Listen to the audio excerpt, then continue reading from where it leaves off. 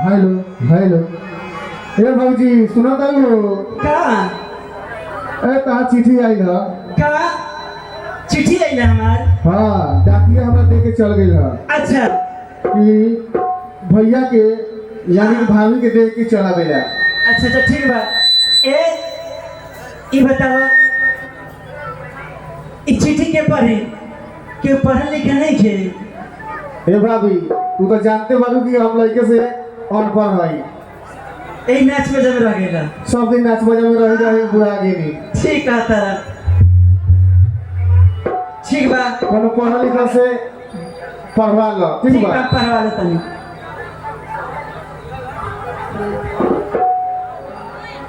अरे तारी का दुकान पकड़ा, तारी का दुकान पकड़ा तो दूध मलाई छोड़ दिया। तारी का दुकान पकड़ा दूध मलाई छोड़ दिया।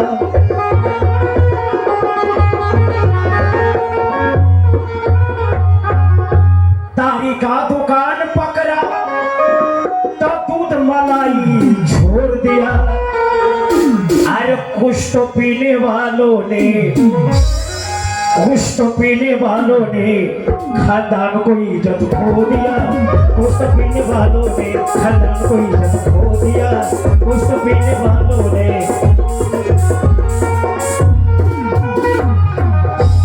शादी हुई दुल्हन आई, अरे माता पिता गए चूल्हे में। शादी हुई दुल्हन आई, माता पिता गए चूल्हे में। हाई लोग लवर के खबर नहीं, हाई लोग लवर के खबर नहीं। बबुआ भूल गए रसगुल्ले में। लोग लवर के खबर नहीं, बबुआ भूल गए रसगुल्ले में।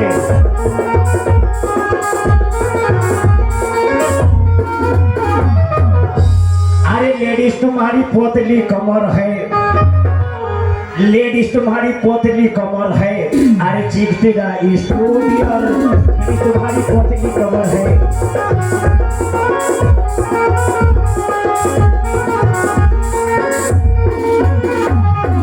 ले ले ले ले ले ले ले ले ले ले ले ले ले ले लेडीज तुम्हारी पोतली कमर है। अरे चीख तुम्हारा इस ब्यूटियर, अरे चीख तुम्हारी ब्यूटीफुल है। चीख तुम्हारी ब्यूटीफुल है, भूसा दे दो माय डियर। चीख तुम्हारी ब्यूटीफुल है, भूसा दे दो माय डियर।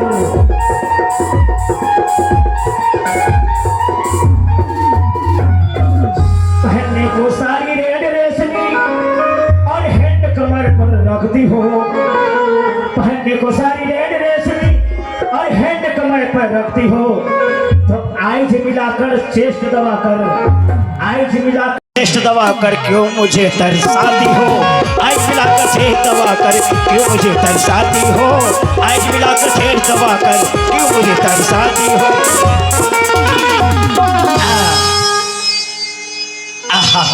हम हई फूलभंगा हीरो, फूलभंगा हीरो करो हुआ लोग तो देख लियो। हमार नाम हो फूलभंगा हीरो। न जाने हमार चिट्ठी आई बा के ऊपर निहार भेटात लिखे जम किनके से पढ़वाई और ना पढ़वाई। आई देखो तनी के है ए जी आए एक बात कही का।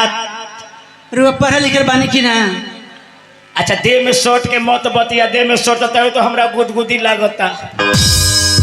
अलग से बात करो, का कहे के बाद से साफ साफ खुलिया में बतावा कि तू का कहे के हमरा के चाहता रू। कहता नहीं है बात। हाँ रुआ पढ़े लिखे बानी। पढ़ल लिखल हाँ। सबसे ज्यादा। का हाँ कितना तक पढ़ल बानी बताई। हाँ 3 क्लास पढ़ल बनी।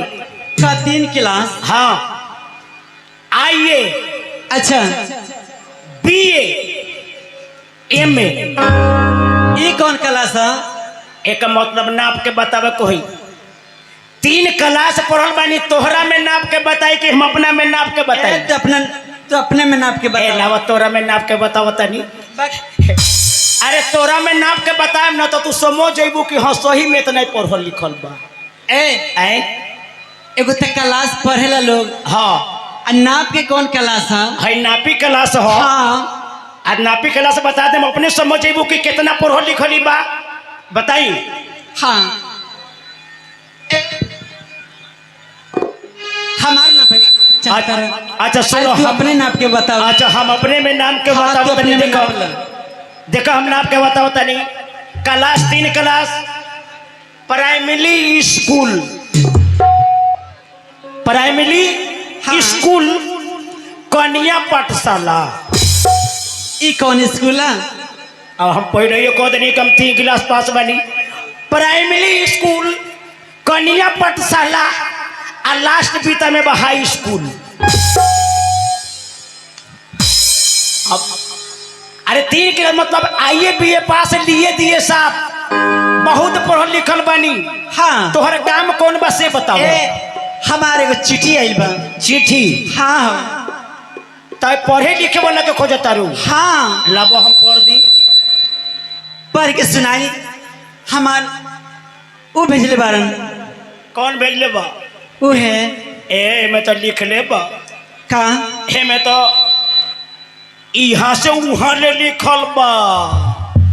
हे मैं तो गतर गतर लिखल बा। का लिखल बा से बताव। ए में तो लिखले बा लेकिन हम कहता नहीं कि चिट्ठी के भेजले बा कहाँ से आइल बा।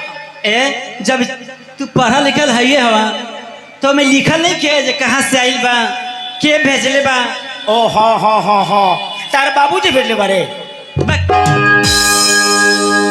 ए अरे हमार वहाँ के भेजले बानी। तोहर हुन जना? हाँ तो हुनका मैंने कौन जना कह के खोल के बतावा न कौन जना। जोन हमसे प्यार करेलन। अच्छा हाँ निमन निमन चीज खिलावेलन उहे का भेजले बानी। अच्छा अच्छा हम पूछ गई नी तोरा से प्यार करेलन। हाँ आ तोरा के मुंह में अच्छा अच्छा खियावेलन अच्छा अच्छा हाँ। कपड़ा लता पहनावेलन। तार भैया भेजले बारे। तो खोल हमार भैया तो हमसे प्यार करेलन। तो के भेजले बा खोल के बताओ नहीं मतलब लिख ले बा। लिखल बा तो पढ़ के बतावा ना का लिखल बा। एक बार और खोल के बताओ के भेजले बा। हमार साथे लाल पलंग पे ना सुतेलन। अच्छा हाँ उहे भेजले बानी। ओ तार बाबा भेजले बारे। अच्छा तो सुनो ई लागता कि चिट्ठी पढ़े में पहले कोनो पढ़े लिखे वाला लोग पहले अपना दिल में पढ़ ले बोले तब सुना के पढ़ ले। ठीक बात है। एने बगल में खड़ा हो जा हम पढ़ लेता नहीं तब तोरा के सुना के पढ़े आ तू समझ ली हो। साला तो 5वां में 5 बार हम फेल कर गए बनी पढ़ लिख तो बोले न बनी एक से ओझरा के केहू में बतिया तनी के हमर समय कट के न एक के ओझराई। अब तो हमरा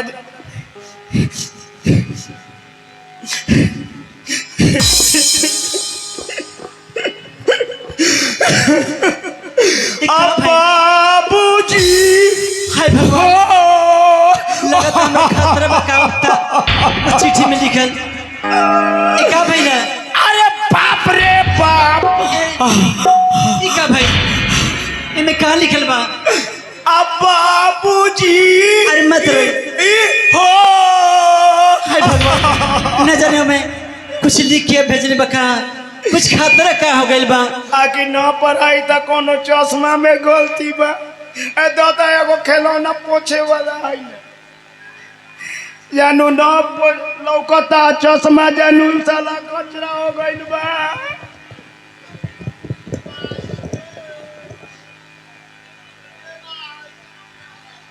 उहे बात अब बाबूजी हो हाय भगवान अब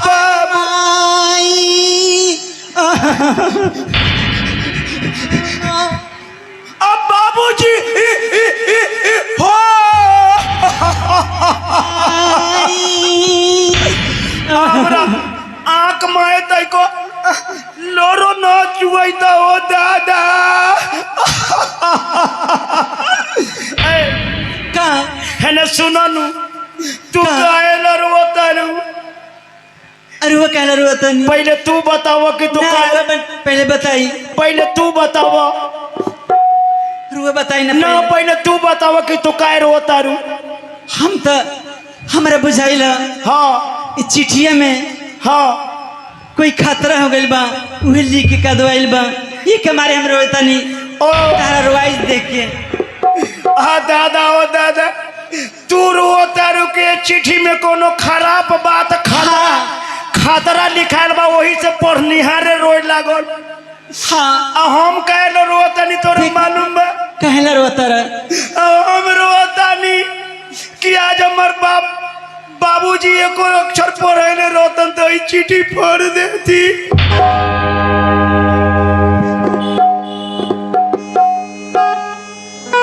हेलो हेलो आइए शिवानी, एक रिक्वेस्ट लास्ट एवं फास्ट, उसके बाद खेल तमाशे यानी